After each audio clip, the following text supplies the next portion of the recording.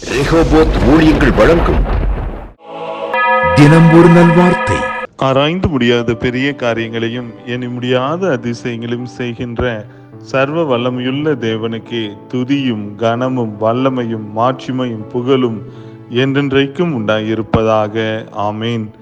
இந்த நாளிலும் தேவன் உங்களோடு கூட பேசுகின்ற வேத வசனம் 2 சாமுவேல் 7ஆம் அதிகாரம் 25ஆம் வசனம்.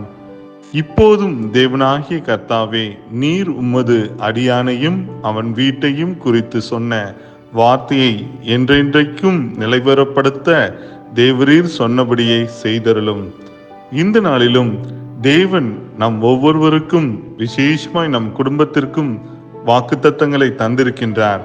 அந்த வாக்குத்தத்தங்களை நாம் சொல்லி ஜெபிக்கும் பொழுது நிச்சயமாகவே ஆண்டவர் சொன்னபடியே நமக்கு செய்தருளி நம்மையும் நம் குடும்பத்தையும் ஆசீர்வதிப்பாராக.